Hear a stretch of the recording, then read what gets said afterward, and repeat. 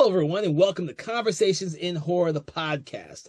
I am your host, Kevin L. Powers. I'm also the owner, operator of Something Wicked Entertainment and Events, and I want to welcome to our program today. Now, if you've been with us, you'll know that what we do on our program is we take an individual horror film. Doesn't matter what subgenre, it doesn't matter what decade, we kind of take a little bit of all of them, and we kind of dissect it. We critique, analyze, generally have a conversation about that movie in order to get to the nitty-gritty of whether or not that film is good or not, or if it has any merits for you as the audience to actually take your chance and watch the film. Now, many times we are doing some great movies. You know, it's always good to do some of those classic horror films. And then other times we're doing the ones that are not so classic, not so well remembered, or completely forgotten. It's going to be interesting today because the movie we're talking about today, I don't know where it stands. So before I get to the title of the movie that we're doing today, I would like to welcome my special guest for the day, Dave Watkins. He's been here plenty of times. I want to thank you, Dave, for joining me. Thanks for having me back on. All right, excellent. Because we are talking about the movie House 2, The Second Story. I always want to get everyone's kind of, want to know, what was your first impression? When did you see this movie? Because I have a different story, I'm sure, than you have. So go ahead, tell me a little bit about that. Yeah. Well, I guess in order to talk about House 2, I got to say a little bit about House 1 because that's what brought me to House 2. And Okay. I'm not going to say a lot about House 1, but if we do need to do a podcast separately on that one. But the very first House is, I think I saw that with a babysitter. I think we watched that, and it was one of my earlier horror movies. It is kind of a horror comedy technically, Mm-hmm. um, but though it does have some fairly gruesome stuff in it. And then this one, I don't remember exactly when I first saw it, but I knew it was a sequel to the first House, and I wanted to see it because of that. And it is. It's not as it's got a lot more comedy in it, and it's a more, I guess, a kind of a gentle, almost kid friendly, almost not really, but a little more kid friendly. And actually, they said that it did really good between 10 to 14 years old. And that audience, that demographic, that was their audience. And this is a 1987 film. So when it came out, I was kind of in that demographic, but when I saw it, it was a little bit later, I think. But, yeah. So I saw this when I was roughly 11 or 12 years old, and I saw it when it came out. So I'm like you, actually. I was a huge fan of the first House movie. Probably saw it way too many times. So when I heard that they made a sequel, I was dying to see this film. Like, I was waiting to see this film. I did not, unfortunately, get to see it at the box office, but I do remember that when the movie came out, there was a comic book adaptation of this freaking movie, and I must have I bought it, and I must have read You got it? Yeah. Yeah, I got it, of course, because I was dying to see the movie.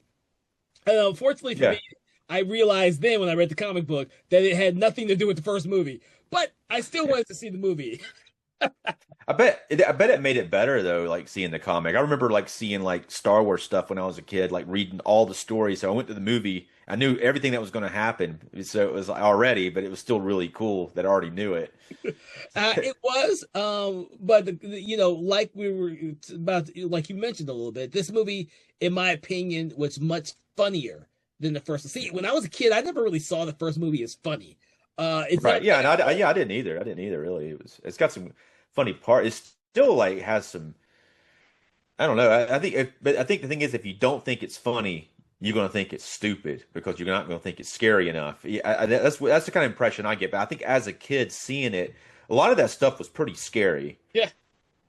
I will agree with you because I kind of saw this at the same type of humor as the original Gremlins had. So for me, it was dark and it wasn't, it was it had these moments that were scary for me as a kid, but they were never funny. Like, I can watch Gremlins now and I can watch the original House now and say, oh, these movies are funny to me now. I get the humor now. The House 2 was always funny to me. Yeah. It was always kind of like this weird adventure movie where they kept going into different worlds, and that's how and it had dinosaurs. So it was like, wow, I got this weird movie with dinosaurs. What the hell? And as a kid, I always loved dinosaurs. So Yeah, yeah. The dinosaur stuff's really cool in that too. The puppets, it's like almost they look kind of like Jim Henson, that Pterodactyl. pterodactyl puppet, like the baby pterodactyl. It's Or whatever you that got the you dog got the caterpillar thing is. it's like the dog caterpillar green, and that thing it's pretty cool looking. I think a lot of people might hate that dog caterpillar, but I've always liked it pretty good. I don't know. You know what? I never had a problem with that when I was a kid watching it, and when I rewatched it before our podcast, I had no problem with it either. I know my wife was thinking because she was there with me, sitting right next to me as I'm watching this movie, and I'm laughing at Yeah, that. yeah. I'm laughing my ass off because it's all funny to me now. And she's like, she looks up. And like I could tell, she's saying, "What are you laughing at? This movie's so freaking cheesy." And Yeah. I'm Yeah. looking at this and I'm laughing my ass off because I'm still finding it funny. I'm still Yeah. finding it funny as shit, especially Jonathan Yeah. Stark, who plays Charlie.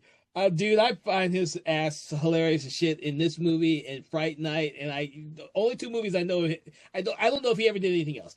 These are literally the only two movies from the '80s that I've seen him in a billion times, and I find him hilarious as shit in both of them.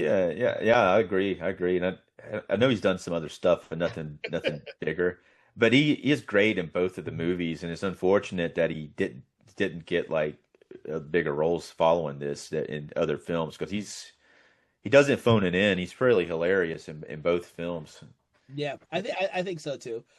So we're talking so much about our enjoyment of this film, and of course, if you've seen the film, you know exactly what we're talking about. If you've never seen the film, I guess we should probably start off as this is really a self-contained film from the other films in this franchise, in that it's almost like an anthology franchise before they were doing anthology franchises. First film is completely different than the second film, which is completely different than the third film, which is pretty much different than the fourth film, even though it's like a loose sequel to the first film. Uh, Yeah, let me address that real quick. I know a little bit more about oh, it. you do? Okay. Yeah. So the first film did really good at the box office. It made it was a $3 million budget, $22.1 million. So the second one got greenlit based on that. Hmm.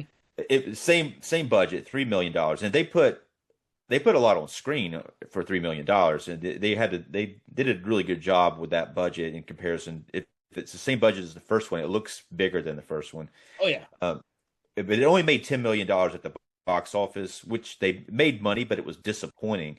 Now they had already started the third one at the time, and since the second one didn't do good, they were worried about comedy elements, so they started pulling the comedy elements out of it. So it's more serious. And the third one, there is a set from Arrow Video there that have all these in Blu-ray that it's a pretty cool set, but the third one has scenes in it that you've probably never seen because they were cut from the movie to get an R rating, so it's got new scenes in it in the third one. And then the third one and the fourth one, like you're talking about, it's loosely based on it. It's really just got maybe 10 minutes of connection to the other movies, but that one was a Yeah. direct to TV one and probably the lesser of the four films. I just remember the first and fourth one because of William Katt, who I used to love as an actor because he was in Greatest American Hero. Right. I don't know if William Katt really did much of anything else outside of Greatest American Hero and House for me. Yeah. Yeah. Or he did, but that's Yeah. what I know him for. Right. And he's pretty likable and in the House. And the first House has George Wendt in it from Cheers, and this one has Bill Ratzenberger from Cheers. So it's kind of cool the way they had the two bar guys in the film, both of the films. It's kind of a cool little connection they put in there. It's John Ratzenberger. I don't know, I called him Bill Ratzenberger. He plays I think his character's name Bill. is Bill. His character is Yeah. Bill. Yeah. He just Yeah. Bill the electrician and adventurer, which I found Yeah. hilarious. I forgot that he actually gave them a business card that said that after he's leaving. Yeah. That's awesome. The whole sequence he's in is friggin' awesome, though. He's so good in this movie. Yeah, because this movie is so much, in my opinion, I love the first one. Like I've seen it a billion times. I love the first one, but this one to me, even though it steers more like a comedy slash adventure film, I actually really like the different tone because I've never kind of said, oh, this is just a sequel to the first one. I've always kind of taken this one by a film on its own merits, kind of like Halloween 3: Season of the Witch. I kind of just look at those movies as they're their own damn thing. They're not really part of a franchise where stories connect in any way. This one is about a house that's not so much haunted as it is a gateway to other world or other time periods, more or less, which I thought was really cool. Well, in the first house though, they do have those connections in the window. They breaks the mirror in the bathroom and goes into another world. So it does kind of have some of the same elements, even though it doesn't have like characters that are connect them. They do have elements like those type of worlds that are established in the first film that they really go berserk with in this one. They go So, berserk. yeah, No, that's a good word. They go berserk. They go into prehistoric time with a caveman, and then I'm gonna call it Aztec time with a freaking yeah, ritual sacrifice. And then of right, course the Old West. right. They actually spend a little bit more time in the Old West, but we get we get enough of it.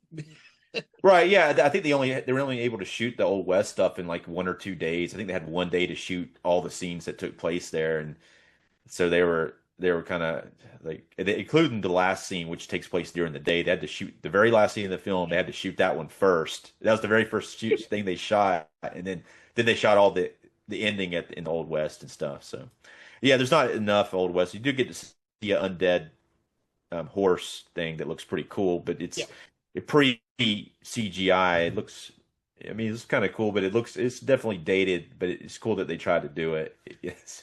Yeah, it's a mixture of it's a mixture of several different elements, including stop motion, which I didn't really notice as much until recently rewatching it, and that's because my brain's now integrated with all the CGI stuff that we're used to seeing from Avengers and Yeah. Avatar and stuff like that. So when I was a kid and I saw this film, I thought the horse was cool as shit, but we only got him for like a couple seconds in the shot, and that was it. Yeah, they barely got that done. They said it was really hard. It's very expensive. So Yeah, well, I'm sure it was back then. I mean, geez. Uh, yeah. But but they said they did a lot of the work in this film with matte paintings. They had a very, very talented matte painter who went on to do a bunch of other stuff. But like a lot of the stuff you see is matte paintings, and it actually works really well. hmm. Sometimes you can hardly tell. So did you listen to the commentary on there or some of the behind the Yeah, scenes stuff? yeah. There's a commentary with the director Ethan Wiley. Ethan Wiley went on to direct Children of the Corn 5, Fields of Terror, which I've never seen. But I think he did a competent job directing this film. Oh yeah. And he's done some other things, but he hasn't done a lot. And him and Sean S. Cunningham, who produced all the House films and the first Friday the 13th. Didn't he direct the first Friday the 13th, or was Yes. he? Yeah. Yeah, So so he directed it. Yeah, but he produced all the House films, and then there's a director's commentary and with him talking with Sean Cunningham on there. Pretty good bit of information. yeah, he'd be interesting to talk to because he did a lot of these similar tone type movies back then that we all remember from the 80s. But Yeah, he just had this shtick about the types of movies he's made, kind of like, well, I was about to say Jason Blum, but Jason Blum just produces anything and everything now. He used to have a little shtick, but now he just does everything. Um, but yeah. Was it like there's some other ones that are doing kind of like that. Was it? Is it A23? Is that the A24, studio? A24. A24, yeah, yeah. Everybody wants to branch out and do multiple different things. It's good to have a movie like this. Now, I don't know if a movie like this would get made in this day and age anymore. It seems like it's one of those films that's kind of lost to the time period in which it was being made. And we've discussed this many times on our program, in which the 80s were kind of a time period when every type of horror film was being made and experimented with, and less of that is being done today. Yeah. Well, there's some. I mean, I think that this wouldn't get made today because they're definitely more afraid of comedy horror, and like this one is. This one's odd though. I think that there's some parts of this that don't completely work, especially the first act, the first like 30 minutes. It's really bit of a it's a bit of a jarring thing. Once the caveman comes, the movie's like changes a lot. But the setup of Yeah. this is like he's inherited this house. His parents were killed. There's an opening sequence where his parents were killed by this pretty crazy looking gunslinger, undead gunslinger. And then it's 25 years later. He comes back. He was the baby from the beginning, and he's got he's got a girlfriend with him named Kate, played by Laura Park Lincoln, who was in Friday the 13th Part 7. But and she just doesn't like him, or she doesn't seem like she gives a shit about anything that he's doing. All she wants to do is go make a phone call and call her agents. And for some reason, she's working with some, I guess, music studio thing. All of this is very like Odd. odd, and it's all like a lot, I think, and it doesn't really pay off. And but he's having to look through this book of his ancestors, and while he's doing that, since she won't listen to him or give a shit about anything that he's doing, the script and the actor have to say everything out loud that they're thinking for the audience to know. So he doesn't have anybody to talk to because of the way it's written for her to be so unreactive to him. And and so that then you have like a lot of him and her for the first 30 minutes, and then the Charlie guy shows up, and him and his girlfriend are trying to get her attention because his girlfriend sings, and they play like a tape of her dancing and singing, and she comes in, and then just from hearing that tape, she wants to sign him, and then she calls her, I guess her agent or something, played by Bill Maher, which Bill Maher, who's he's a celebrity now, but he's got a pretty small role in this, but he's pretty funny in the part that he is. But anyway, so I'm just saying all of this is doesn't pay off in the film hardly. It doesn't necessarily help the film, all of that exposition with those characters, because it's really about the house, and he digs his grandfather up. He finds his grandfather's picture, and he finds out that he has this crystal skull from like the crystal skull from Indiana Jones, and they have to go dig him up. And really, that's the story once that happens. You know what? I noticed that when I rewatched the whole thing for the film. I was like, I made a note of it too. I was like, well, halfway through, they find a way to get rid of all of the extraneous characters who do nothing for the actual plot for the rest of the movie. Yeah. And then you're right, there is no payoff. They don't come back. They're not mentioned again. It's like, they could have cut all that out actually. Yeah. It wouldn't have hurt the film at all. Well, yeah. Well, I think that it does like help some places, but I think that it would have been better had he been able to talk to her and she wasn't like so ridiculous. I mean, it seems like, or I don't know. I mean, it would kind of, that whole setup of it reminds me of the first Ghoulies movie for the first like maybe 10 minutes. It reminds me of Ghoulies a little bit, and the way that he goes into the mansion and they start like looking at things, and then they figure out other things. But it's completely different than Ghoulies. But just the initial 10 minutes setup, it's completely different than once the movie kicks into gear. Well, But I do like her performance, like Laura Park Lincoln. I do like her performance. I just don't like it that there's not a good payoff and she disappears. Well, I think Bill Maher's character, I can't remember Bill Maher's, John is Yeah. has much more fun in the Yeah. film Yeah. than Kate. Yeah. Kate seems like you say this completely oblivious girlfriend who has a completely different, uh, career ahead of her, Yeah. whereas Jesse, who our main character by Ari Gross, is like this. He cares about his family that he doesn't remember, and he's got this new house that he's gonna go back and kind of figure out what exactly happened to his parents and all that type of stuff, and that's all just background for him, until of course, he digs up Gramps, his great grandfather. Yeah, I think it's great great grandfather. Yeah. And that's where the connections really come in. Now, Charlie is just comic relief, and he does that job really fucking well throughout the whole movie. His looks, his mannerisms, and just those little sides that he has to say about everything. He's like the complete, comic foil in the entire movie. But you're right regarding, the whole music thing, the whole Bill Maher thing. I think Bill Maher has fun because he's trying to. They don't obviously say this, but you kind of get the idea that he does not like Jesse at all. Yeah. He's trying to ruin their relationship for no apparent reason other than he can. Yeah, I think that, I mean, it doesn't dip into it too hard, but I think he probably likes Kate. He probably likes her, and he probably would rather be with her than her be with Jesse. But but that's probably, I think that's kind of what's going on with it. but it's never confirmed. No, it's never. Yeah, I think he's playing it that way though. He definitely doesn't like him. He thinks he's like a loser or Oh whatever, even yeah. though Oh yeah. he's got this badass house, So it's like, And, but and they know each other because he knows who Rochelle is, the girl from Jesse's past who shows up at the Halloween party. yeah, You know, that's another thing that's just so random, and it's they're playing with these women, but then they don't really pay them off hardly. These some of these characters are set up, and she kind of shows up and it's like all over him, like and it's yep. it's just a drunk, really drunk, but and, um, and you know, you yeah, bring up something very. There is no strong female character in this film, really. Not to be, and the Kate may come off as strong, but when she hears that her boyfriend Jesse is just maybe getting having something with Rochelle from Bill Maher's character, she goes off on him. She literally yeah. slaps him, goes off on him, and then she needs Valium to calm down from Bill It's Maher. like it's like really sudden. That's a very sudden like jump from Yeah, her fairly calm demeanor to suddenly that mad at him. That I mean, she seems like she don't give a shit about anything that he does, and all of a sudden, out of nowhere, she does care. yeah.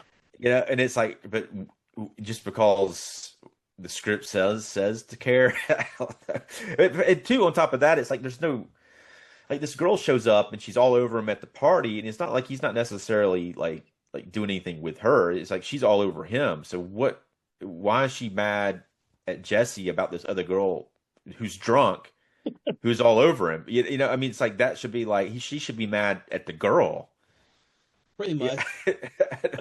I don't, I And don't. I'm only saying this because eventually we'll get to the woman who's the only other female character that shows up in the entire movie after they leave, which is the virgin character, which they don't ever give her a name, because she's just the Yeah, yeah. virgin Aztec, sacrifice. All right. Who Who doesn't talk? she doesn't talk, but Charlie obviously says that she likes Jesse, and not Charlie, because Charlie gets foods thrown in his face whenever he talks to her, which I still find that hilarious scene. Yeah.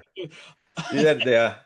Now, it's funny about Charlie too, though. When he's first introduced in this movie, he comes off obnoxious, like his girlfriend and Kate at first, because he almost seems like he's more associated with Kate and the girlfriend until they go to dig up the grandfather, and then he seems like he's more into Jesse after that.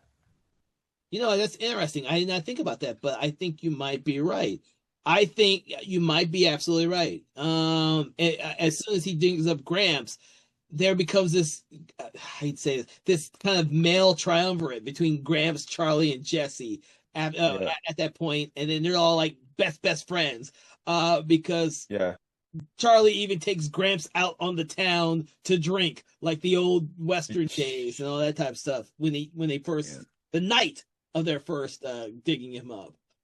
This the makeup on Gramps, played by Royal Dano, is really good. I really like his performance. Comes off very very. I do like his performance, and this is one of his later films, Yeah. his filmography. But and apparently they said they couldn't insure him because he had had some kind of heart attack before this, and they weren't able to insure him. But they hired him anyway, and he had to go through rigorous makeup. But he said he didn't care. He was just really into the project. No, I didn't know that. I know him as a character actor, having seen him in like a myriad of films back in the day, and even now, when I go back and watch older films, I kind of see him pop up, and he's always been Gramps to me because I've seen his movie way too many Yeah. times when I was a kid. He's always He's in the Space Invaders and Killer Clowns from Outer Space, playing a very similar character. yeah. But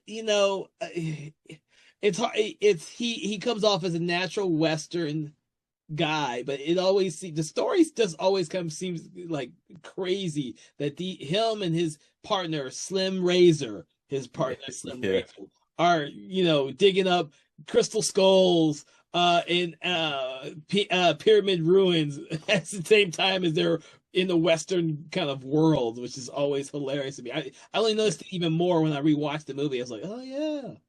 Yeah, that is kind of odd. And he goes from being an archaeologist to like a cowboy, a Western cowboy. Yeah, but it's cool. I like the look Yeah. of Slim Razor in this movie. I almost wish I almost wish that he was in it more, but I actually don't wish it because his entrance at the end is a really fucking cool entrance. Yeah, it's hilarious too when that happens. It is. So everyone after we've gotten rid of the first half of the movie and we're done tramping through the caveman days and the Aztec days, and everyone's sitting around having dinner, and they say they give thanks to their meal and the fact that everyone at the table is now Jesse's new family. But this set this up a little bit better though. At the table, the pterodactyl and the caterpillar puppy are sitting at the table with and the Aztec virgin sacrifice they saved. No, you're absolutely right. We should set this up for people who have never seen the movie. That there's all these crazy things around the table. Charles, the virgin sacrifice from the Aztec. That dog worm thing, caterpillar thing, the pterodactyl who for once doesn't have the crystal skull in its mouth. And an undead mummy, Gramps, are all sitting at the table, and Jesse's giving thanks for the family he now has. So that would assume that his Kate and everything else was not. He never felt close enough to her for her to be included in that family aspect. Well, she really sucked, really a lot. She did. But I mean, this sticks with the theme of the kind of like what comes through the whole film with the aspect that Gramps has this house that was been in generations in his family, and of course Jesse's mother and father died in that house at the very beginning of the movie, and at the end of the movie we see all of this new family that Jesse has now that he knows exactly what happened to his parents, what happened to Gramps, and then lo and behold, the thing that caused this strife to begin with, Mr. Slim Razor, appears out of the dinner dish. Yeah, they bring it out and they're like they set it down on the table and they're like you're assuming this could be a turkey or something. They pick it up, they lift it up, and then he comes out from under the table. It's like I guess it's a portal or something, You know what? I never gave it much thought, but you're absolutely right. He just comes out of there as though it's like he just has control over coming out of dishes and stuff like that, which seems really fucking weird because it's not a portal, in my opinion. But it's cool visual. Yeah. I remember first seeing, and I not just first seeing it, but subsequent viewings of it. I always liked that scene of how he was introduced. Because only in the very beginning and then in the climax of the film, and that's it. Which is something very similar to what happened in the original House with Ben. Big Ben. Big Ben. His ghostly figure shows really up at the end, which is another cool fucking visual. They actually did that really well for both these movies. Big Ben and Slim Razor, the cool fucking visuals. Yeah. That the ending of it reminds me a lot of Big Ben, like when Slim shows up and he's basically shooting at him through the house and stuff like that. Really reminiscent of that, which is a good callback, I think, to the first House. Yeah. What's weird is that the Slim character. So I was listening to the behind the scenes, which I never noticed this before. You never see his mouth move because he's wearing a mask. And he couldn't basically they didn't have the funding to make his mouth move, so they had to do all of his lines like when his character wasn't on camera, so they came up with some creative ways of doing that, which you don't even notice because he's the way the characters I noticed it after they said it, but before that it was like I never even thought about it. Oh damn! Now I'm gonna notice it every time I watch it again. If you look at his mouth, it never moves. No, I never noticed that.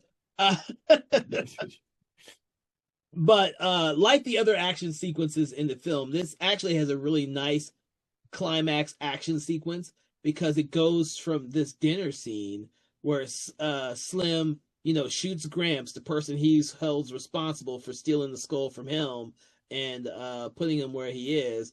to him stealing the Virgin. Of course, the Virgin has come back up. Someone's got to always steal the Virgin. And then, of course, Slim, he flees. And, of course, Charlie chases after him. I never could figure out exactly why Charlie flees after him.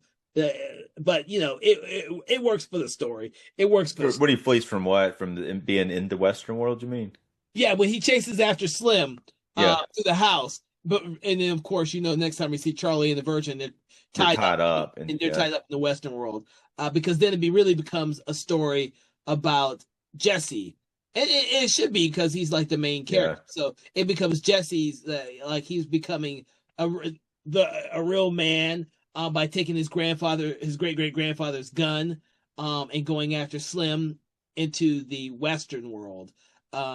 And taking responsibility and getting not really revenge, but more like vengeance upon his parents getting killed by Slim and his grandfather getting killed by Slim, or his great-great-grandfather getting killed. They treat it in a pretty good way too. Yeah. He doesn't like just man up and he suddenly has like Rey from Star Wars skills out of nowhere. He's still not qualified to shoot the gun or even go after Slim, but some of the circumstances that happen like end up aiding him and able to get the shots in that he gets. That's absolutely, because when he has that regular handgun, he sucks at shooting that. He never hits his mark. It's only when he has a shotgun that he's able to actually hit Slim. You see that with his great-great-grandfather's gun, he can't shoot shit and hit it. Yeah. And that's a really cool sequence, because this guy Jesse gets shot twice by Slim. Yeah. He got shot, like nicked in the arm, and he got shot somewhere else too. But a leg. Yeah. A leg too. It's fine. It's just a scratch. It's just a scratch. You don't even have to go to the doctor for that shit. Before we get to the end, there's a reason why he just doesn't go to a regular doctor. Yeah. But they kind of hop back and forth between the Western and going back into the house, which I thought was very interesting and much more dynamic than just being stuck and say, we go from the house to the Western world and the rest of the movie takes place in there. But the reality is all of this haunting, portal jumping has always affected the real world in this movie. The caveman sequence was readily, everyone in a freaking Halloween party that's being done at the house, they see the caveman. The caveman walks straight through them on purpose, throws one guy over the ledge. And at the end of this movie, when Slim and Jesse are having their battle, so to speak, their gunfight, the cops are there. Like, the neighbors have called the cops because they keep hearing gunfire. These cops are kind of some assholes too, a little bit. They're like, oh, he just moved in. He's like, well, he's moving out tonight. They are. Nowadays, when I look at this scene, I think it's a bad scene, because these cops shoot first, ask questions later. They don't know how many people are in the house, but they're gonna shoot. Yeah. They don't ever see Jesse. Yeah. And they just assume it's him with no one's seen him shooting. They just heard gunshots and they're like, there's gunshots coming from inside the house. Like, what does it matter? You don't know who it is. You don't know how many people are in there, and they haven't shot anything outside the house just yet. I found that hilarious rewatching the movie. When I was a kid, it never really clicked with me. I just thought, oh damn, these cops are serious. Yeah, but they definitely are. They're serious and they're ready. They're like, they want to shoot somebody, And then when Slim finally shoots out the window and hits one of the cops, they're like, it's on at that point, It's like, we're tearing. They're going to burn the whole house down. If anybody would have been in there, they had died. Yeah, and they don't even care about that either. They catch the house on fire. Oh my god. Catch the house on fire. And then of course, Slim gets his final shots are by the cops, who destroy his body, shooting straight through the freaking walls and the windows at thinking it's Jesse. And of course, Slim's body, without a head at this point, goes falling to the ground. So, which forces Jesse to flee into the portal that opens up with the skull energizes. I'm gonna say that word. When the skull energizes, because when the skull energizes, a portal opens up and strange shit happens. Right. Yeah. Yeah. And it's yeah. I do want to mention something. Go back a little bit to the Halloween party. Yes, I want to go back to the Halloween party too. Yeah, because the Halloween party is kind of random. It's cool, but it's random. They're downstairs, like Charlie's downstairs with his friend, with Charlie and Jesse are downstairs talking to Gramps, and Gramps tells this long story, and they're all into it. And apparently, that's something Royal Dano actually would do. He would like sit there and talk to people like that, and they would like all sit around and just be like amazed by what he was saying. He was a storyteller like that. But then they come back upstairs, and it's been hours. Open the door, and there's a Halloween party, and it's like, where did that come from? You know, it's like Charlie says, I invited a few people over for a Halloween party. Oh, one thing it's Halloween. All of it is when did it become Halloween? And then like there should have been at least some mention of there being a Halloween party before the Halloween party started. I think it makes for a really cool scene only because Gramps gets to come out there like a fucking zombie. Oh, yeah. And yeah, that's that's the only thing I can see the reason for the Halloween party is to allow Gramps to mingle with the modern day people in their own setting at a Halloween party because you couldn't do it any other time of year, really. Yeah, I just don't like the way it wasn't established like before. And it's kind of cool though. Kane Hodder's actually in the scene. He's the guy wearing the gorilla suit that gets thrown off the balcony by the caveman. It also helps because the caveman comes through and nobody thinks twice about a guy dressed up like a caveman, you know? So it's like that. I mean, it works, but I just don't think it was established very good. No, I don't either, but it's one of those things where I don't. It's one of those things where do you want them to establish it or do you just want it to be like a complete surprise? I don't know, but you're right in that there is no lead up to that being Halloween at all. None. And the thing is, it's for the most part, the movie takes place in the course of 3 days. Like it's a really, really short time period that the movie takes place in. When that part where Bill Maher's character comes in there earlier on, and there it seems like they're the ones who did the party. You know, him and the other girls. Like Kate and Lana, but like it seems like they're the ones that did it. You think at that point they would have mentioned something about them coming back later for a party. It was just I don't know. I mean, can you imagine though, like this party? Someone had to decorate this thing. Well, I guess they're movie studio executives, so they just have people they can just pay to come out. But it's decorated pretty good, and there's some crazy costumes. A lot of people. You know what? That doesn't make sense. It's decorated the way it is. If Charlie is the one who invited people over there for a Halloween party, well, I don't think he did. I don't think he did though. I think it's them. I think it's like Kate and the other people. But it's like I don't know. Yeah, yeah. It's just like a lot. There's a lot of questions that aren't answered about the Halloween party. It was just cool to have a Halloween party. Yeah, I agree. I was excited. When they came out and they came out from downstairs into a badass Halloween party, I was like, hell yeah. It's like yeah, I don't think I ever took notice of it until you just mentioned it now. So it was never a big deal to me growing up, and neither was it when I was rewatching it. It was always a scene that just kind of came out of nowhere, and I just went with it. But I guess my biggest complaint about the film in general is the Kate character and the way that all of this could have been a lot better had her character been written better.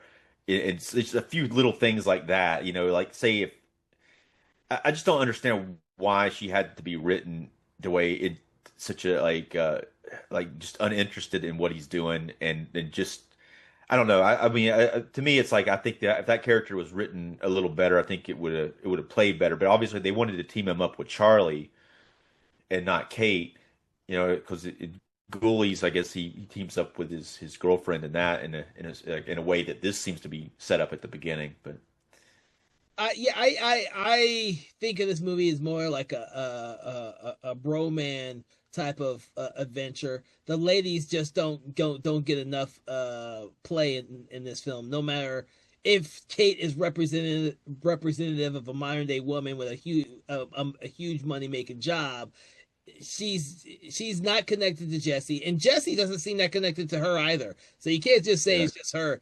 He doesn't really have like a real connection to her. And he doesn't Yeah. have one to the Virgin either, the Aztec Virgin, the Virgin Sacrifice.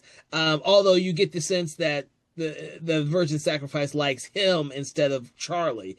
But But you it's weird too though yeah, it's weird too that Charlie's girlfriend breaks up with him too at the same time for no reason. And it seems like she was like into him, and suddenly they almost have like a clique. It's like a very toxic radio employee clique that they're all just like evil all of a sudden. No, no, I agree with you. I'm more concerned about the Charlie and his girlfriend because he's supposed to be her manager, as Yeah, well. yeah. Like he helps her set up the whole scheme to get Kate to notice her. Like, and then she just drops him. Yeah. It's Yeah, I like, mean wow, these are like really I mean, hello. it's they're shitty people though. It's like but it's the weirdest thing at that Halloween party though, because but even like he starts to act different. They come upstairs, and the first thing Charlie does is he sits down on the couch with this other hot chick, and it's like you know he just like sits down on the couch with this other girl, and I don't even. It's like so weird the way that the script all got on the same page. With all of a sudden, like and the original girlfriends became against them all of a sudden. I don't know. The only person who's not really against what is it? Jesse is Rochelle. Is that her name, Rochelle? Yeah, Yeah, Rochelle. yeah. Yeah, Uh, Rochelle's like like his old girlfriend who just happens to show up at the party dressed as a maid and like she's pretty good actress, I thought. I she liked does her. a good Yeah. job. And of course, Jesse forgets about her and she gets drunk, waiting for him. Yes. And then she's hiding in the cupboard, which I thought was Yeah. kind of weird. Like she's just sitting there in the cupboard. Yeah, I guess it But has. Yeah, she's real drunk. You think she'd at least be throwing up if she was that drunk. this movie. It doesn't matter. A lot of stuff that we're picking on now is that we're older now. In the 80s, Yeah. dude, I was a little kid. I was like a Right. 12 But year yeah, but I mean, I think this has always hurt it for me though. Like this old. dynamic. Yeah, because I think it hurts the first act a lot. It makes it like that first act not click as good because that's what I'm saying. Once they get them out of there, Yeah, it's a lot better. yeah. So I want to talk about the John Ratzenberger sequence, because I immediately picked up that whole thing when I first saw this thing, and the fact that I watched Cheers and all that type of stuff, so I knew exactly who he was. I thought his character I loved in this movie, and I love George Yeah. Wynn's character in the first one too. But this one here, he seems to be having so much fucking fun. When Right. the when It, when they have to go into the Aztec world, Jesse and Charlie. yeah. Well, the funny thing about this character is it's about shows up about an hour into the movie. It's about Yeah, an hour and 30-minute film. But he shows up and he's an electrician. He's there to fix stuff. He's not a very good electrician, it doesn't seem like. He walks over and he's like talking and he picks up a light, he picks up the lampshade and he has a screwdriver in his hand. He taps the light bulb and the whole thing shatters. It's like very, very hilarious though. And then he's like finds a cable in the wall and he rips the whole wall open trying to pull, which then he finds the portal, and he's real nonchalant about it. He's like, "We got something to show you," and he's like, "It looks like there's some kind of alternative universe in there or something," like because he's seen it before, but he's like, "You really need to see this," and then he helps him. But it's such a great sequence, and I would have liked to have seen that character more. same here. Really, like that's like, he stills it briefly. He's maybe in it 15 minutes, but it's such an awesome sequence. It's probably the best sequence of the film, I think. But and That's he why I even wanted like to talk about fights it. them. Yeah, yeah, he fights the Aztecs too. That whole fight sequence where they're fighting Yeah, Aztecs in the temple. I think it was just hilarious because they don't really kill them. They keep knocking them out and throwing them into the pit that goes we don't know where. yeah, Because there's a pit in this sacrificial temple that they're yeah. in. It's like Temple of Doom though. They're throwing them into the Uh, lava pits. I think that's what that's it is. right. Temple of Doom. I didn't even think about that. Yeah, Uh, yeah. and I don't remember when that came out, but I wouldn't be surprised if it was maybe a little bit inspired by that. I think it was before, if I'm not mistaken. But yeah, I mean, it's like there's actually there's another really cool sequence in here when they go into the dinosaur world Hmm. and then they bring the pterodactyl back into the house and they're having to chase the pterodactyl through the house and he's got the skull in his mouth. That's a really elaborate like special effects sequence with that puppet. And some of it's like a stop motion animation and stuff, but that's a really there's some pretty cool sequences in the film like that. So that whole thing when they're in the prehistoric world and they first stepped, the cool thing is when they open the room to first see that the room is like half the room and half the a portal to the prehistoric world, and they have to do a double take, like, Yeah. okay, there's a portal in here because this is the first portal they go through, and then they go and get Charlie goes and gets his submachine gun and his other little pistol Yeah. for Jesse. It's But freaking yeah. hilarious. Yeah, he shows up with this really big machine gun, and then the pistol, which turns out to be a lighter only. You know? It's hilarious because they as soon as they go back to the room, the first thing they do is open the door and just start shooting. I was like, Yeah, you guys are just shooting, just to be yeah, shooting. And of course, they go into this world and what we see is a giant fucking brontosaurus and shit. And we realize, oh God, this is a freaking prehistoric world that they walked into. Those type of visuals were really fucking cool to me. Stop motion animation and whatever. They're probably using matte paintings with stop motion right. animation as well for that sequence there. Uh, Yeah, but that just shows you the grandeur of this film that is showing you bigger worlds than just showing you a small little thing. And then of course the big ass caveman who's more like a wrestler. They have an altercation with, and they get thrown around. But yeah, that's just a small sequence because once the caveman gets eaten by a dinosaur rat, I guess it is. I looked at it yeah. again. I was like, yeah, it does look like a prehistoric giant rat. Yeah, that thing looks cool, man. The thing that comes up and eats him. That's I that's was like, that's awesome, man. It was really awesome. I don't know why they chose that, but it's the 80s. We gonna go with it because it's really cool. And Charlie doesn't realize that the caveman was eaten because he's cowering in the freaking ground, which I thought was hilarious. But you're right. The sequence where the huge pterodactyl steals the crystal skull, and then they have to go to the pterodactyl's nest to get the crystal skull. It's really cool because Charlie's like, "Yeah, you go up there. I ain't going up there."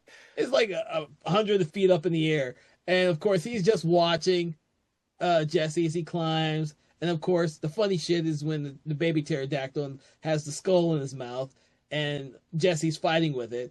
And of course, on the ground, Charlie's you see this. You don't know what it is at first, but this thing underneath the ground is coming towards him, coming towards Charlie. You don't get to see what it is, of course, until Jesse falls with the pterodactyl and the crystal skull straight down the nest and into the ground, which really isn't the ground. It is the roof inside the basement where Gramps is, and they just both fall down in there. yeah. And he's like, you guys could use the stairs or something like that. Yes. Well, the funny thing is that thing that we don't know what it was that was coming towards Charlie is this damn little dog caterpillar thing. I Yeah, don't know yeah, where their yeah, imaginations were with this movie. yeah, Like, besides having this giant prehistoric rat monster, they have this dog-faced caterpillar green critter. yeah, yeah. And it's like, yeah, and it makes a cute puppy dog noises and stuff. And Yeah, which would be fine if you were trying to make toys like Star Wars and yeah, George Lucas, but you kind of wonder, okay, so we have a baby pterodactyl in here, and we have this weird little dog-faced caterpillar monster. yeah. Hmm. Man, it would make some good toys if you think about it. They got yeah, they got that. They got Gramps. They got a caveman. It is. No one's done any action figures of these characters yet. And if you're listening to this podcast, maybe this will give you some good ideas for a film that hasn't been done a billion times as action figures. Yeah, the on the commentary, Ethan, the director, talked about that a little bit. He said this doesn't make any sense. The caterpillar dog that we added. He's like, I remember at the time he said he came up with the design, and yeah, he says he knows it doesn't make any sense, but that's he kind of leaves it at that. But I don't know. I think it's pretty cool though. I mean, I've always kind of liked it. It doesn't make sense, and it is kind of goofy. Yeah, It's goofy, but I hate to say this now, but when I was a kid and I saw that fucking little thing, I wanted one of those goddamn little toys. yeah, yeah. It's like when Gremlins came out, you wanted one of those fucking Mogwais, or if you were a bad child, you probably wanted the Gremlin back then. That's all readily available now. Back then when the movie came out, you couldn't just go to a store and get yourself Gremlins and Mogwais and shit. But now you Right. can, and someone should do that with this monster here. Yeah, yeah. I mean, it'd be cool though. You get the pterodactyl and the puppy caterpillar. You definitely got to have those two, you know. Uh, But the pterodactyl should have the crystal skull in its mouth. yes. You know? The Crystal Skull, which for the longest time after this movie, I looked up and researched and realized that was an actual thing, but not with no jewels that had mystical fucking powers or anything like that. But that I always thought was cool as shit. And then of course, Indiana Jones does a Crystal Skull movie. Uh, I don't remember much about that movie, but they did a Yeah. movie with a Crystal Skull in it. Right. Yeah. Uh, Yeah, it's yeah. That one was kind of rough. I don't remember much about it either. It was a little disappointing. I thought they went a little heavy with the CGI in it. It was kind of what killed a lot of it, I thought. I Like the yeah. I'm trying to think. Other sequences in this, I've talked about both the portal sequences that were the most prominent thing, and then of course the ending of the movie.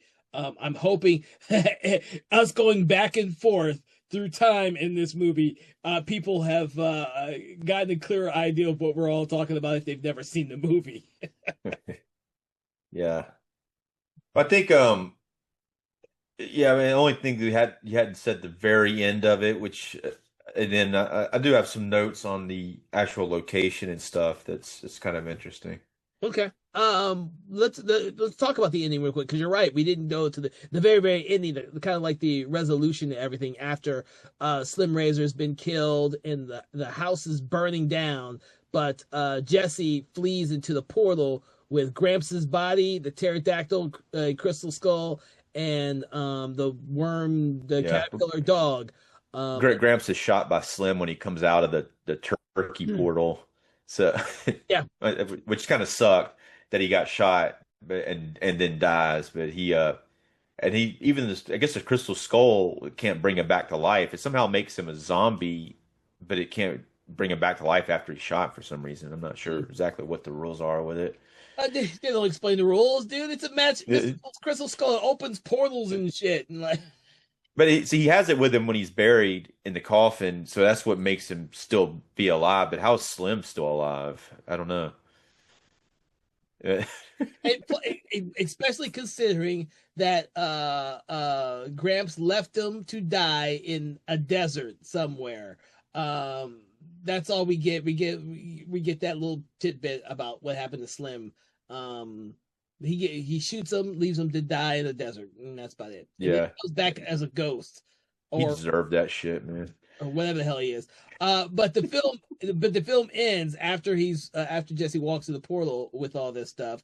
It ends with Jesse having buried Gramps and puts this crystal skull on top of the grave. And in the background, of course, you see Charlie and the Virgin sacrifice and everyone in a wagon in the old West. So Yeah, they're gonna live their lives out in a different world than the one they came from, with a pterodactyl and a yeah. dog-faced worm in the old West. That would have It's made a it an interesting story. it's a little baffling at the ending. It's kind of cool, but it's a little baffling. And they got that one girl who apparently likes Jesse and not Charlie. and Charlie's just kind of sitting back there, like, okay, I guess you don't like me. I'm just going to sit in the back of the wagon with the caterpillar. Yeah, it is. It's both a satisfying and a strange ending to the movie. Uh, Yeah, and you it's know, like to me, it's I don't know. I mean, it's cool. It's a cool ending, but those cops were just so like unreasonable. Came and shot his house up and burned it down, and he had to. The only way to get away from the stupid cops was to go into a western portal. And it's like these cops are just they're unreasonable, and I don't think they really had any evidence to begin with for what they were doing. mhm. Well, the other thing I found really strange is that he just leaves the crystal skull right on top of Gramps' grave for anyone Yeah, to steal. Like, that's a yeah, very dangerous weapon for yeah. anyone looking for a mystical item that can open portals to other worlds, and he just leaves it there. Uh, Yeah, yeah. I mean, why would he do that? And why would like the first time they buried it with Gramps, why wouldn't he bury it with him? And two, it's like he might as well just keep it. I mean, I don't see why he would leave it. I don't know, but I think leaving it would have been a cool thing if like kind of like they did with the League of Extraordinary Gentlemen when if that brought Gramps back to life again, kind of like at the end of that movie, which the ground shakes and then you think that Sean Connery's character is going to come back, but it could have like Gramps' hand coming out of the ground or something like that would have been cool. They needed that, I think. Bring Gramps back in the Western world where he belonged to begin with. Oh, Yeah, rejuvenated since they did this since the Crystal Skull never rejuvenated him like he thought it was going to do. That sequence is kind of harrowing when you listen to it. That when he, Gramps comes to the realization that he's a fucking zombie because the skull didn't rejuvenate him to his original splendor, I guess, his original right. like beforehand. He's just been more or less a dead mummy for 70 years in a grave. And that's even worse to think about there, dude. Yeah, yeah, right. He says he's 170 years old. I was like, Jesus Christ, dude.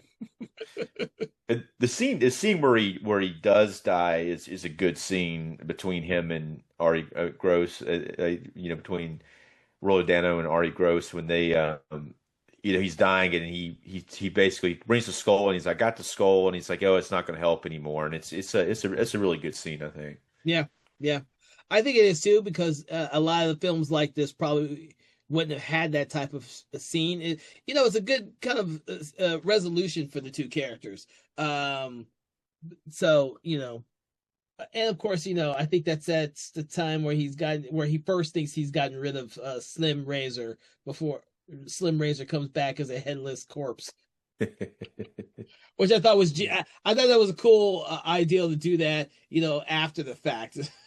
Yeah, yeah. Yeah, Slim. I kind of find it hard to believe that he's even dead after they blow his whole body up and burn the house down. I bet he comes back as ashes later. That's because you kind of wonder if he's a ghost or whatever the hell he is, how they killed him to begin with. Yeah, yeah, Because he just seems to appear and disappear in that house throughout the whole movie, in the scenes that he's in. Like, yeah. You're right. show Yeah, up, and of course, a regular gun is going to shoot him and blow his head off, and then regular guns from outside are going to kill him. But yeah, yeah, yeah. those are questions we don't really need to answer for to enjoy this movie, especially if you're a young person watching it for the first time, or if you enjoyed it in the 80s when the movie came out. You don't need to answer those questions. Those just, those just give up more questions, more logic stuff that's wrong with the movie, which we Well, don't it's kind of like we almost have to do it when we do these podcasts know. because we're talking about it for too long. But obviously, when I'm watching the movie the first time, even this time, I don't really care that much about those questions. You watch it for entertainment, even like the Halloween party. But we kind of got to nitpick a little bit to make this a little fun, I think. Oh no, we most definitely. What my thing I always like to tell everyone is this. It's much more fun to talk about movies that have flaws than to talk about movies that have no flaws. Those movies, though, we kind of get to those episodes pretty easily and fast because we have so little to talk about because they're good, they're great. Yeah. It's much more fun to have these films like this that we find entertaining, but have these type of weird flaws that sometimes just scratch at the back of your skull that you can't get rid of. But they do not take away from the enjoyment of watching the film. I have seen this movie, I don't know how many times. I haven't seen this one nearly as many times as I've seen the original House movie, but I've seen it very close to that. I have not watched the third one or the fourth one more than once, actually. I've not seen the horror show, and I've not seen the fourth one only once. Yeah, I'm the same way. I'm the same way. I'm gonna watch the other two again though because I got copies of them now. But I've only seen them both one time, and I barely remember the fourth one. I hardly remember it. Yeah. Well, I saw it when it first came out. I saw it, I rented it, saw it, and never owned it, and never saw it again. And the box set is the only way to get that one, I believe. I don't think Yeah. they've ever released the fourth one by itself. Uh, Maybe. Yeah, probably not. I think it's I'm only in not the sure. box set. It's kind of like watching The Omen 4, Yeah. the TV movie Omen Yeah. 4. It's, it's hard to find if you don't get it in the box set. What's weird about the Omen 4 was I've actually seen that one because they used to play that one on, I think, HBO or something. That's the one I've seen more than any of the other ones. Really? Yeah. Got like Michael Lerner in it and stuff. He's a good detective. It's pretty good part. But That was the made for TV movie. yeah, Although yeah, I think I think I saw it, I recorded it, so I saw like 4 or 5 times when I was a kid, and then didn't see yeah, it again until the box set. I had yeah, the box set for a while, so I saw it then. I was like, oh yeah, this movie isn't nearly as good as I remembered it. And yeah. I hadn't seen it. I hadn't seen it since then. I do have the box set. I hadn't watched it yet though. But I don't uh, know. Yeah, yeah, so precursor to everyone, I'm not a huge fan of the Omen films, which is why we haven't done them, but I'm sure we will one day. Just like, we will definitely do the original House because that's, in my opinion, is one of the great '80s movies. I if you want us to do the House 4 and the horror show, we will. It's just those two movies are just not ones that we talk about that often, so we haven't done them yet. But we are more than welcome to do that. We will. yeah. I mean, I like to do all four of them. Just do that. You could, you can. Well, do it as part of our next franchise bump Yeah, there you go. next year. So that everybody who's been listening, if you enjoyed our August month of franchise films, we are definitely going to do it again. And maybe we'll do the Omen franchise. All right. So, Dave, any final thoughts about House 2, the second story? Well, I got a couple of just production things I was going to Oh yeah, mention. that's right. Let's Yeah, get yeah. What one thing which I just thought of, you just reminded me of it. Ethan Wiley, who directed this one, wrote the first House and this one. So that was a kind of a cool connection between the two. I do like it's fairly imaginative, really, in both of the films. Like it's very creative, imaginative stuff in both of the films. That the house in this one is a huge mansion that's a real mansion. The outside scenes, it's called Newhall Mansion. It's in California, in Piru, California. And it's been used in some other films and movies and things of that nature. And but that's just the outside scenes. The inside stuff was all done in a studio, and that set, I think the set design is very interesting on the inside of the house. It's like a mixture between all the different places that they go, like Aztec Mm. and Western and even prehistoric. So it's a very really interesting set design on the inside of the house. Oh yeah. So if you haven't seen the movie, or if you have, the opening, not the opening scene, but the scene where Jesse and Kate first walk into the house, the way the light shines through the windows, the multicolored glass that shines across Yeah, the entire freaking front foyer is really fucking cool, and it kind of gives you a sense of the scale and the ambiance of this house. And of course, one of the questions is who decorated this house. yeah, yeah. But she says that Kate says that. She also that you get out there and she's like, "Wow, it's really big," and it really is big. Can you imagine that house is like so ridiculously big? Like you come up and you're like two people are going to live in this house that's just like needs servants to like operate. With all these bedrooms that they have different portals through. It's just, Yeah, it'd be cool as shit. Now that I know it's a real house, I'd love to go just see the outside of the real one if it still looks yeah. the same. Apparently, I don't know if it still looks the same, but it probably does. It's kind of got some, it's like a Victorian house with some Gothic type of architecture going on there. Hmm. Looks pretty cool. Any other tech notes or anything else you want to add? That's all I got right now. Okay, okay. All right, so for everyone listening, what we like to do is we like to rate the film from 1 to 5 stars. 1 being horrible. You should never even touch it. And 5 stars is you should definitely go about and check it out. Where on this spectrum, Dave, do you find House 2? I'm going to give it a 3-star rating. I like the film. It's a little uneven, I think, with especially the first act of the film. But I really, once it gets into the fun part of it, I really like. I like the comedy, and I like that. I like that it connects a little bit like with the portals to the first House film. Okay. I'm gonna be a little bit split on this one because if I had rated this movie before I rewatched it for the podcast, I would have given it a 4. Because I've seen the movie and I love this movie. After watching it, I saw the same stuff you did. Because I started to look at it more critically, and now I'm going with a 3 now. But that the reason why I do the split like this is because if you're not watching it with a critical eye, some of this stuff will just be superfluous. You won't even care. You're gonna watch it. You're gonna be entertained. I think this movie is still entertaining even today. You're gonna take this adventure in this film with the characters, and you're gonna love it. That's why I would give it a 4. But if you're gonna look at it and you're gonna nitpick and you're gonna try and find holes in it, you're probably be close to the 3 because, like what Dave said, it does when you think about that first half or first third of the movie until it becomes really the Charlie Gramps Jesse movie. It's there's a lot of disconnect with the everything that comes before them.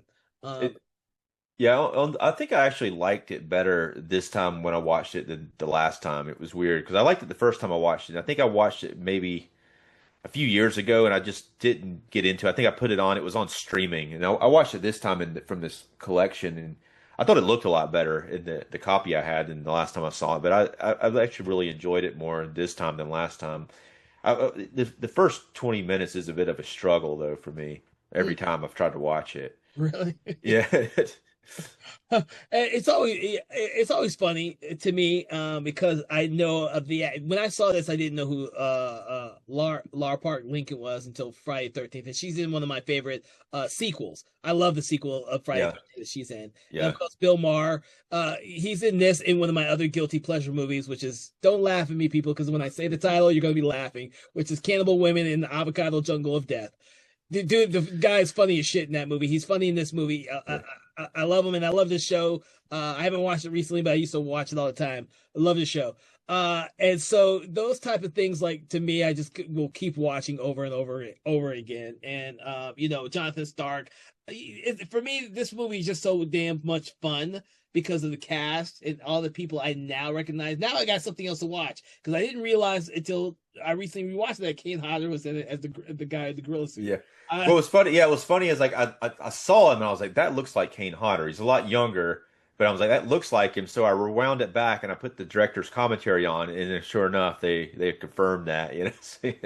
I did the same thing when I rewatched it because Kane Hodder showed up in Alligator 2, and I Yeah. was like, man, he showed up in a lot of damn movies I didn't realize until now when I'm rewatching this stuff. Uh, Yeah, he's like I guess he did the stunts too in that film. He was like several times he was like Arnie Gross when he was doing stunts and things of that nature when things happen. yeah. He like I mentioned, I think in that episode where I mentioned that I've read his book, and he did a shit ton of stunts for so many movies that he doesn't even remember all the movies that he did stunts for. Right. Yeah. Stunt coordinator, all of that he did on tons of movies in addition to actually being in movies as an actor. And he can't remember them all. Yeah. And that's fun to watch these movies. It's fun to watch them. It's fun to look back at these great people that we or these people's early careers that we think are great. It's unfortunate that Ari Gross, he did more stuff after this, but I don't think he ever really starred in much. Yeah. What's funny though about him, when I saw this, I thought he was a bigger star than he was.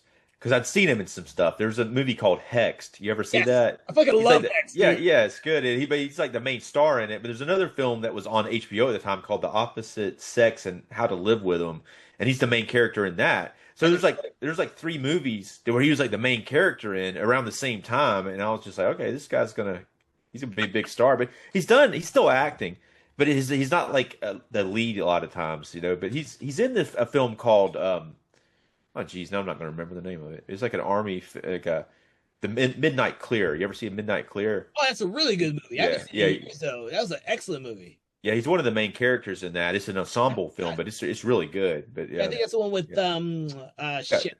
Ethan Hawke, I think is the other. Yeah. Yeah, Well, it's got like a Frank Welly's in it, and it's got like an ensemble cast. Like Peter Berg's in it.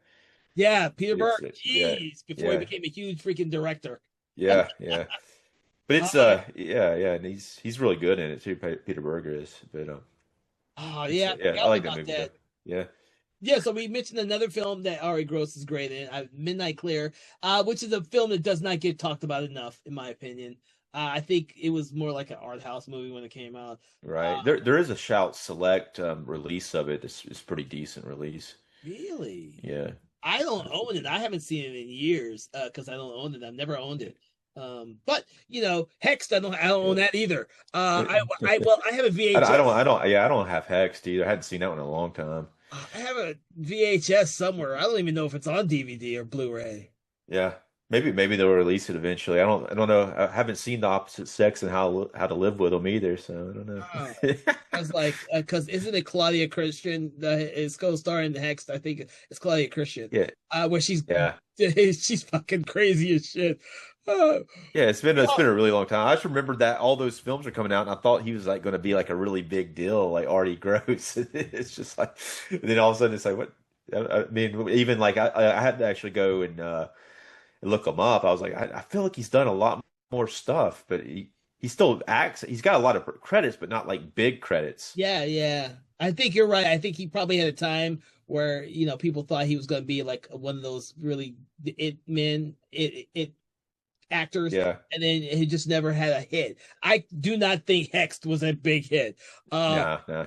I think uh, that was probably the problem. Even this didn't do as good. It didn't bomb, but it didn't do as good as they wanted it yeah. to. So, and we mentioned those people, and hopefully you can go find them. But I can tell you right now, you can go watch Text on Tubi because I had to look it up. I don't think I could watch my VHS copy. Yeah, yeah, it probably wouldn't look very good. Yeah, Oh my god! Yeah, yeah. One of the 215 VHS copies of movies I have, I still have Hexed yeah, somewhere. that's pretty But cool though. Yeah, oh my god. Uh uh yeah, so small aside before we end this episode, the only freaking VHS movies I still own are going to be comedies that were so bad and didn't make any money that they haven't bothered to make them into DVDs or Blu-rays yet. I have lots of comedies like that no one's bothered to make it to Blu-rays and DVDs. But we're not going to right. talk about those in this show. This is about horror movies, and we have great DVD companies now producing quality 4K releases and Blu-rays of amazing films that have been forgotten. Thankfully the Yeah. entire House franchise has been put out by who again? Who did the Well, box? Arrow did it, but it's Arrow UK. But they actually played in my player. But I think they do have a 4K of the first house, but the other ones it looks good on Blu-ray anyway, I thought. Okay, so And yeah, well, a lot of movies that aren't good have good releases too. So it's even bad movies are now getting like the red carpet treatment. yeah, yeah. Yeah, More so with horror though, because that's who's buying physical media. Physical media, it's all going to be horror and sci-fi and fantasy. yeah. We fans are still buying this stuff, so we will buy upgrades of them repeatedly. But unfortunately, that doesn't work as well with drama and comedies. So some of the bigger comedies are getting good releases. Like Uncle Buck got a really good 4K release, which I think the movie's really good. But then Summer Rental got like a Blu-ray release, but some of those are getting like, especially I think Uncle Buck got a lot of it's a pretty recent release. It got a Yeah, lot of press about that one. There's a yeah, few of them better, even like what Kingpin got a really good release as well. Oh my God. Yeah. Okay, and with that, since we've drifted off into comedy, we are going to end this episode of Conversations in Horror. All right, we do sometimes go off on tangents, and sometimes when we go off on tangents that steer into other genres, I need to pull it back a little bit, guys. But we do hope that you've enjoyed this episode and enjoyed us talking about House 2, the second story, as it is being released during our month of Halloween. Go out there and watch this movie for Halloween. Enjoy it. Watch it with the first one. You'll have a blast watching a double feature of these two movies. With that, I want to thank you, Dave, for joining us on the show today. Everyone out there, make sure to check out previous episodes of the show on your favorite podcast app, Spotify or YouTube. You can always find our episodes all across the board. We have over 150. We've celebrated our 150th episode not that long ago. So make sure you check out all of those episodes. Make sure to check out our sister podcast, Conversations in 4Color, which delves deep into manga, graphic novels, and comic books. And from all of us here at Something Wicked Entertainment, we want to wish you a pleasant day and celebrate the month of October with all the greatest Halloween movies out there.